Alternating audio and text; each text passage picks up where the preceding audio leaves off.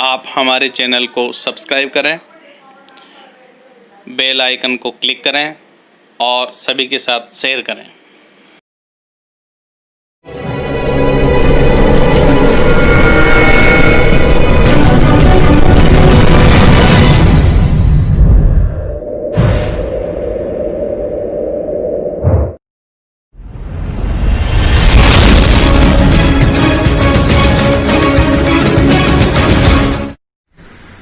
नमस्ते बच्चों, आज अपन 16वीं प्रश्नावली का जो 24वां क्वेश्चन आता है बोर्ड में 3 नंबर का वो लेते हैं।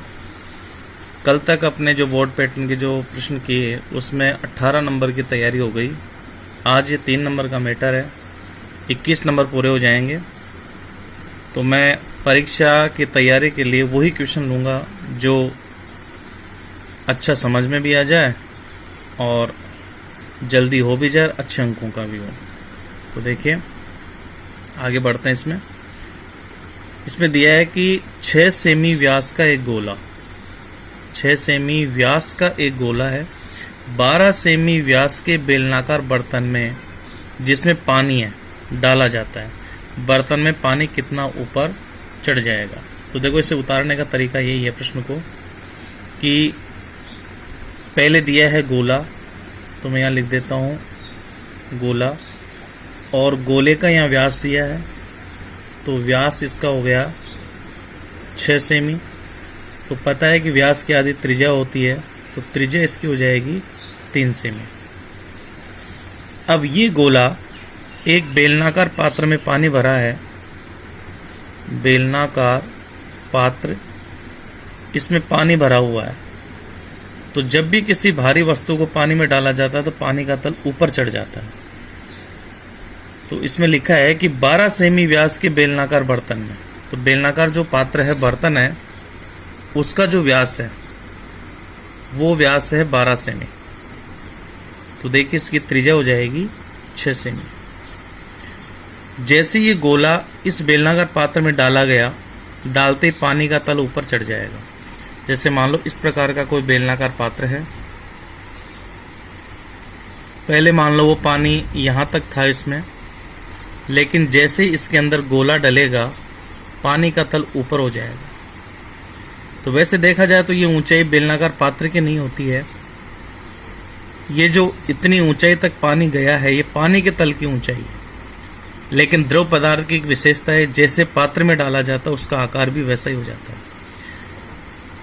तो देखिए बेलनाकार पात्र में बेलन के आकार का ये पानी था, पहले डाला गया इसमें गोला, तो पानी का तल ऊपर चढ़ गया। कितना ऊपर चढ़ गया ये ज्ञात करना है।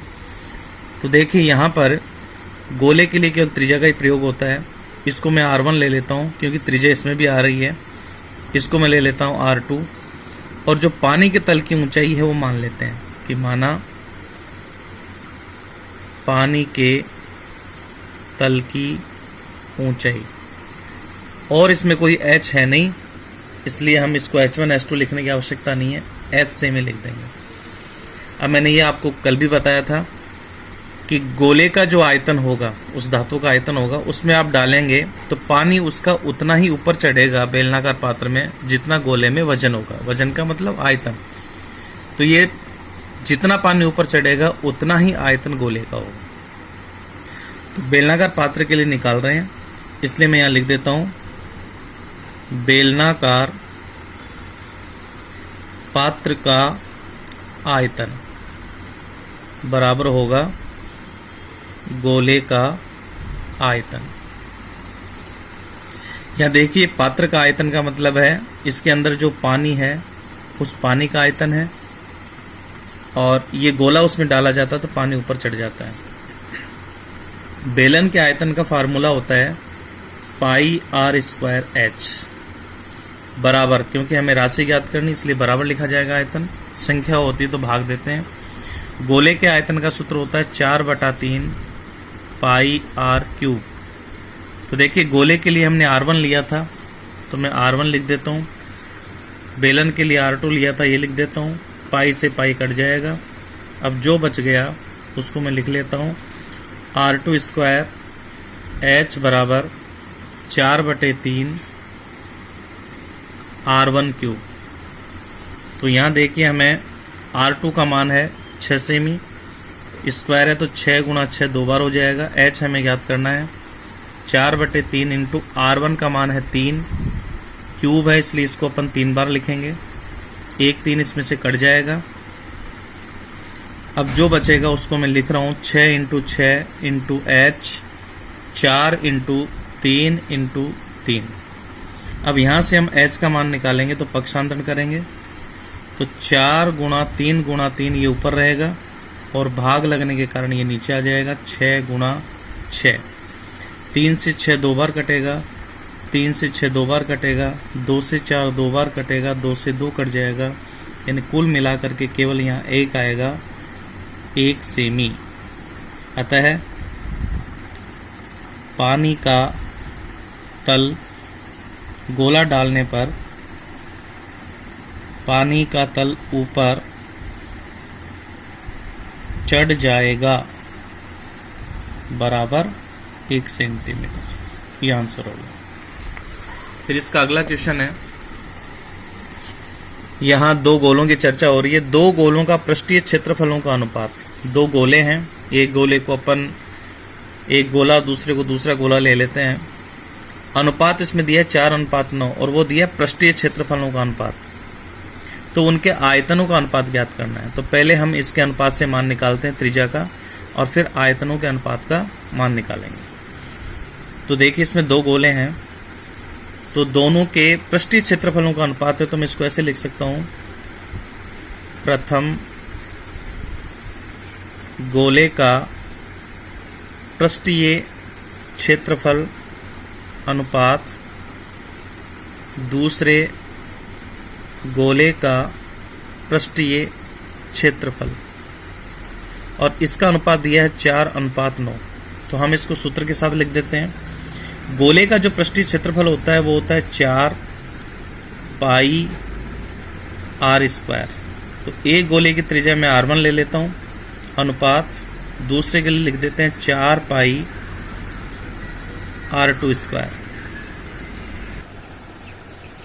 अब इसका जो अनुपात दिया है वो दिया है 4:9। अनुपात को अपन जानते हैं, बटे में लिख सकते हैं। तो 4 पाई R1 स्क्वायर बटे 4 पाई R2 स्क्वायर बराबर होगा 4/9। तो देखिए यहाँ 4 से 4, पाई से पाई कटेगा, तो अपने पास समीकरण मिलेगा R1 स्क्वायर बटे R2 स्क्वायर बराबर हो गया 4/9। अपन इसको होल स्क्वायर में भी लिख सकते हैं। R1 बटा R2 का होल स्क्वायर बराबर हो जाएगा 4/9। अगर इसका स्क्वायर हटाएं तो R1 बटे R2 बराबर 4/9, इसका अंडर रूट होगा। तो हमारे पास यहाँ मान आ जाएगा R1 बटे R2 बराबर वर्गमूल होगा 4 का 2 और 9 का 3। ये समीकरण नंबर 1 प्राप्त हो जाएगा। अब दूसरे नंबर पर हमें पूछा है उनके आयतनों का अनुपात। तो यहाँ लिखेंगे दो गोलों के आयतनों का अनुपात। तो अनुपात निकालने के लिए अपन दोनों गोलों के आयतनों का अनुपात लिख देंगे। जैसे पहले गोले का आयतन, गोले का जो आयतन होता है वो होता है 4/3 पाई r³। तो पहले गोले का हो जाएगा R1 बटे, दूसरे गोले के लिए अपन लिखेंगे 4/3 पाई, इसकी त्रिज्या हो जाएगी R2³। 4/3 से 4/3, पाई से पाई कटेगा, तो हमारे पास यहाँ आएगा R1 बटे R2। और देखो दोनों की घात 3 है तो होल घात 3 लिख देता हूँ। और फिर हमें पता है R1 बटा R2, देखो समीकरण 1 में हमारे पास मान है R1 बटा R2 होता है 2/3, और यहाँ क्यूब आ गया तो 2/3 3 बार गुणा हो जाएगा। अब ये संख्या कटेगी नहीं तो गुणा कर देंगे, 2 दूनी 4, 4 दूनी 8 बटे 3 3 9, 9 3 27, 8/27। तो अनुपात अगर होगा तो बटे को अनुपात में बदलेंगे 8:27। ये आयतनों का अनुपात आएगा। इस प्रकार अपन आंसर निकाल लेंगे। अगला अपना क्वेश्चन है, क्वेश्चन नंबर 24 का तीसरा, कि 4.2 सेमी त्रिज्या वाले धातु के एक गोले को पिघलाकर 7 सेमी त्रिज्या वाले एक बेलन के रूप में ढाला जाता है। यानी गोले को हमने बेलन में बदल दिया, तो बेलन की ऊंचाई पूछी है। ऐसे क्वेश्चन कल भी हमने किए थे। तो देखिए, एक गोला है और गोले की जो त्रिज्या है यानी r बराबर दे रखी है 4.2 सेमी, और इस गोले को पिघलाकर बेलन बनाया जाता है, और बेलन की जो त्रिज्या है वो दे रखी है 7 सेमी। तो हमें इस बेलन की ऊंचाई ज्ञात करनी है, यानी h हमें ज्ञात करना है। तो इधर भी त्रिज्या आ गई, इसमें भी त्रिज्या आ गई, तो इसको मैं r1 ले लेता हूँ गोले के लिए, बेलन के लिए r2। और हमें पता है कि गोले की जो धातु होगी वो पूरी बेलन में काम आएगी। राशि पूछी है तो दोनों के आयतनों को बराबर लिखेंगे। तो इसका ज्ञात करना है तो अपन लिखेंगे बेलन का आयतन बराबर होगा गोले का आयतन। बेलन के आयतन का फार्मूला होता है पाई आर स्क्वायर एच। तो बेलन के लिए हमने R2 लिया है, तो मैं यहाँ R2 लिख देता हूँ, बराबर गोले का होता है 4/3 पाई आर क्यूब। गोले की त्रिज्या R1 है तो R1 लिख देता हूँ। तो यहाँ दोनों साइड में से पाई कट जाएगा। अब मान हमारे पास बच गया R2 स्क्वायर एच बराबर 4/3 R1 क्यूब। मान रख देते हैं।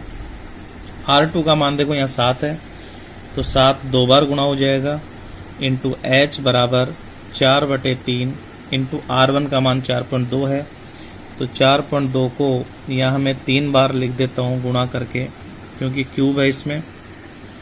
अब यहाँ से h का मान निकालेंगे तो 7 दोनों साथ गुणा हो रहे हैं, इधर आते भाग हो जाएगा। तो देखो मैं बटा लगा रहा हूँ, यहाँ 4 ऊपर रहेगा, 3 नीचे आएगा, 4.2 गुणा 4.2 गुणा 4.2 और नीचे आ जाएगा 7 गुणा 7। देखो 7 छिका 42, एक अंक छोड़ के दशमलव, फिर 7 छिका 42, एक अंक छोड़ के दशमलव, 3 से मैं इसी 6 को काट देता हूँ, तो 3 से 6 कटेगा 2 बार, पॉइंट लगाएंगे तो 0.2 हो जाएगा। ये बेलन की ऊंचाई आएगी, यानी h बराबर होगा 4 गुणा 0.2 गुणा 0.6 गुणा 4.2। तो देखो इनको गुणा कर लेते हैं, 6 दूनी 12 और 12 चौका 48। यहाँ 2 अंक छोड़ के दशमलव लगेगा और 4.2 से फिर गुणा होगा। तो देखिए 0.48 को 4.2 से गुणा कर लेते हैं, 8 दूनी 16, 4 दूनी 8 1 9 और ये 0, यानी यहाँ पर 2 अंक छोड़ के दशमलव बाद में काउंट हो जाएगा। ये 8 चौक 32, 2 आएगा, 4 चौक 16, 16 और 2 18 हो जाएंगे। अब ये होगा 6 9 और 2 11, असल की 1 9 1, तो 2 अंक ये हो गए, 1 अंक यानी 3 अंक छोड़ के दशमलव। तो अपने पास इसकी जो ऊंचाई आएगी बेलन की वो 1.916 सेंटीमीटर होगी। ये बटे में भी आ सकती है दशमलव हटाने के बाद, तो कैसे भी अपन ज्ञात कर सकते हैं। फिर अपन इसी प्रश्नावली का क्वेश्चन नंबर जो 24 है, 16वीं प्रश्नावली है, उसमें 24वां क्वेश्चन ले रहा हूँ बोर्ड पैटर्न से। चौथा एग्जाम्पल है वो कि 7 सेमी व्यास वाला एक कुआं खोदा जाता है। खोदने से निकली हुई मिट्टी को समान रूप से फैलाकर इस माप का एक चबूतरा बनाया जाता है। चबूतरा भी क्या होता है, एक तरह से घनाभ के आकार का होता है, क्योंकि इसमें लंबाई चौड़ाई ऊंचाई है। तो इसमें पूछा है कि कुएं की गहराई कितनी है। तो देखिए कुआं जो होता है वो हमेशा होता है बेलनाकार, और जो कुआं खोदने से मिट्टी निकलेगी वो पूरी मिट्टी चबूतरे में काम आ जाएगी। और चबूतरा जो है उसकी माप दे रखी है 22 metre into 14 metre into 2.5 metre, सारी राशि मीटर में है। और कुआं जो बेलनाकार है उसका व्यास दिया है, व्यास इसमें दिया है 7 सेमी। तो अपन त्रिज्या निकाल लेंगे, आधी हो जाएगी 3.5 सेमी। देखिए इससे जो मिट्टी निकली है वो सारी मिट्टी चबूतरे में आ गई। तो इसके अंदर क्या होगा कि कुएं में निकलने वाली मिट्टी का जो आयतन होगा वो चबूतरे में डली हुई मिट्टी के आयतन के बराबर होगा। तो अपन मान लेते हैं कि कुएं की जो गहराई होगी वो ऊंचाई का काम करेगी। माना गहराई जो इसकी ऊंचाई होगी उसको अपन h मान लेते हैं। अब ये हो गया चबूतरा घनाभ के आकार का। इसका मतलब ये हुआ कि बेलनाकार कुएं का आयतन बराबर होगा घनाभ आकार चबूतरे का आयतन। तो ये इसकी ऊंचाई हमें प्राप्त हो जाएगी। तो प्रश्नानुसार अपन लिख सकते हैं। देखिए इसमें इकाई समान होनी चाहिए। दूसरी बात देखिए 7 सेमी जो इसमें लिखा है क्वेश्चन में वो गलत है, क्योंकि 7 सेमी व्यास का कुआं नहीं हो सकता, मीटर है ये। यहाँ मैं इसको मीटर कर लेता हूँ तो ये सारी राशि मीटर में हो जाएगी। कई बार किताब में ये इकाइयाँ कुछ गलत दी हुई होती हैं, इसका संशोधन करना है हमें। तो ये मीटर होना चाहिए। तो ये सारी राशि मीटर में हो गई। अपन अब निकालेंगे। यहाँ देखो बेलनाकार कुएं का आयतन बराबर होगा घनाभाकार चबूतरे का आयतन।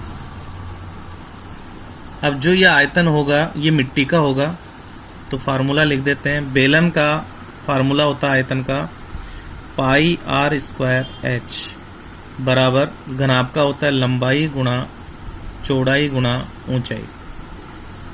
तो देखिए यहाँ मान रख देते हैं।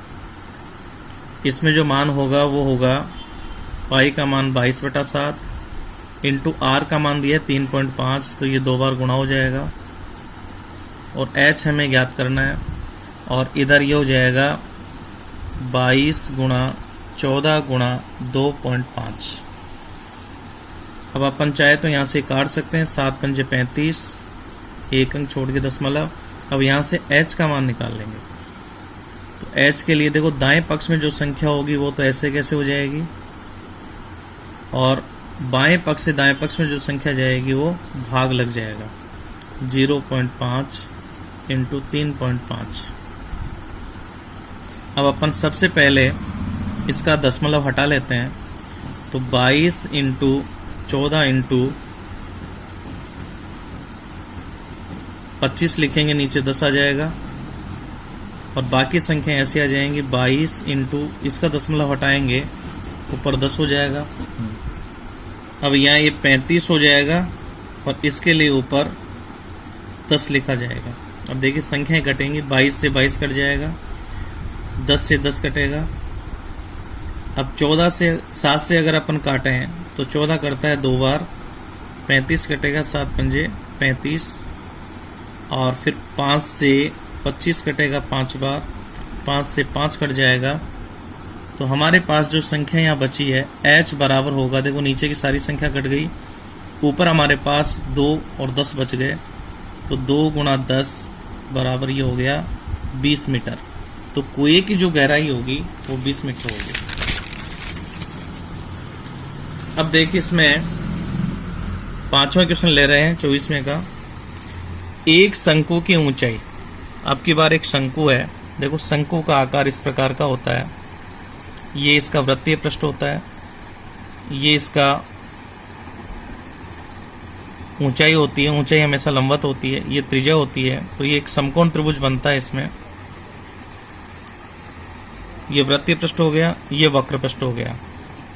तो देखिए वक्र पृष्ठ का जो सूत्र होता है वो होता है पाई आर एल, और हमें पता है कि ये होता है h, ये होती है त्रिज्या, और ये ढालू भाग की लंबाई l होती है। तो पाइथागोरस प्रमेय से देखें तो l यहाँ कर्ण का काम करती है, जो त्रिज्या होती है वो आधार का काम करती है, ऊंचाई वहां पर लंब का काम करती है। इनमें से कोई भी राशि निकालनी है तो पाइथागोरस प्रमेय से निकाल सकते हैं। तो देखो शंकु की ऊंचाई यानी h का मान यहाँ दिया है हमें 28 सेंटीमीटर। आधार की त्रिज्या, आधार वृत्ताकार है तो इसकी त्रिज्या यानी r हमें दे रखी है 21 सेंटीमीटर।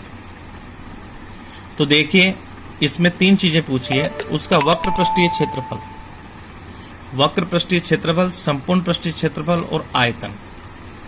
तो देखिए वक्र पृष्ठ होता है इसका पाई आर एल, तो जब तक हमारे पास एल नहीं होगा हम गणना नहीं कर सकते, इसलिए इसकी पहली जो गणना होगी वो एल की होगी। तो अभी मैं बता दूं एल यानी कर्ण होता है, तो फार्मूला लिख देते हैं, कर्ण स्क्वायर बराबर होगा आधार यानी आर स्क्वायर प्लस लंब यानी एच स्क्वायर। तो जैसे ही एल निकालना है तो R square plus H square का अंडर रूट हो जाएगा। तो देखो इसका मान निकाल लेते हैं। आर का मान यहां पर है हमारे पास 21, तो 21 का वर्ग हो जाएगा प्लस 28 का वर्ग हो जाएगा। अपने को निकालना है एल, क्योंकि पाई आर एल में एल की आवश्यकता है। तो 21 का वर्ग हो गया प्लस 28 का वर्ग हो गया, अंडर रूट 21 का वर्ग हो गया 441, 28 का वर्ग हो गया 784, दोनों को जोड़ेंगे 1225 और 1225 का वर्गमूल होता है 35, तो एल आ गया। अब हमारे से सबसे पहले पूछा है वक्र पृष्ठीय क्षेत्रफल। तो देखिए शंकु का वक्र पृष्ठीय क्षेत्रफल और ये होता है पाई आर एल। तो पाई का मान हो गया 22/7, आर का मान इसमें दिया है हमें 21 और एल का मान निकाल लिया 35। तो देखिए 7 से 21 कटेगा 3 बार, तो 22 66 गुणा 35। तो 35 को अपन 66 से गुणा कर लेते हैं, 6 पंजे 30, 6 18 और 3 21, ये की संख्या वापस आएगी। तो 0 1 3 2 2310 2310 ये हो गया, इसमें क्षेत्रफल है सेमी स्क्वायर। अब दूसरा जो प्रश्न पूछा है इसमें वो पूछा है संपूर्ण पृष्ठीय क्षेत्रफल। तो दूसरे नंबर पर निकालते हैं शंकु का संपूर्ण पृष्ठीय क्षेत्रफल। देखो संपूर्ण पृष्ठ का सूत्र बनाने का तरीका मैं आपको बता दूं। नीचे का भाग होता है इसका वृत्तीय, जिसकी जो सूत्र होगा क्षेत्रफल का होता है पाई आर स्क्वायर वृत्त का, और ये हो गया वक्र पृष्ठ का। दोनों को यदि अपन जोड़ दें तो संपूर्ण पृष्ठ हो जाता है। तो देखो मैं इसको जोड़ के बताता हूं, pi R L plus pi R square, और डायरेक्ट याद है तो कोई दिक्कत नहीं है, डायरेक्ट कर लें। कॉमन इसमें आ रहा है पाई आर, तो अंदर बचेगा एल प्लस आर। तो मान रख देते हैं, पाई का मान 22/7 गुणा आर का मान इसमें वही 21 इंटू एल का जो मान है वो हमने निकाला था 35 और प्लस एच का जो मान है एल आर का जो मान है वो है 21। तो ये 7 21 22 66 इंटू 35 और 21 को जोड़ेंगे तो 5 और 1 6 3 और 2 5 56 हो जाएंगे। फिर अपन 56 को 66 से गुणा कर लेते हैं, 6 6 36, 6 पंजे 30 और 3 33, ये की संख्या फिर आएगी। तो ये 6 9 6 3 3696 3696 ये हो गया सेमी स्क्वायर। अब देखिए तीसरा क्वेश्चन इसमें पूछा गया है वो है आयतन। तो ये होता है शंकु का आयतन। इसको याद रखने का तरीका आसान है। जो बेलन का आयतन होता है पाई आर स्क्वायर एच, उसको यदि 1/3 से गुणा कर दें तो शंकु का आयतन हो जाता है। तो 1/3 गुणा 22/7 गुणा आर का मान था 21, तो 21 गुणा 21 और एच का जो मान था वो था 28। तो देखिए अपन इसको काट देते हैं, 7 से काट देते हैं, 7 चौक 28 और 3 से ये कट जाएगा, 3 7 21। अब जो संख्या बच गई उसको गुणा करना है। तो जैसे 22 गुणा 21 गुणा 7 चौक 28। तो पहले मैं 28 और 21 को गुणा कर लेता हूं, तो यह आएगा 8 2 8 दूनी 16 असल की 1 2 दूनी 4 1 5 8 8 5। तो ये होगा 22 इंटू दोनों को गुणा करने से आया 588, और फिर 588 को 22 से गुणा कर लेते हैं। 8 दूनी 16, 8 दूनी 16 और 1 17, 5 दूनी 10 और 1 11। ये की संख्या फिर आएगी, तो अपने पास आएगा 6, 7 और 6 13, असल की 1, 8 और 1 9, और ये 2, ये 1, 12,936, 12,936 ये आयतन है, इसलिए सेमी क्यूब आएगा।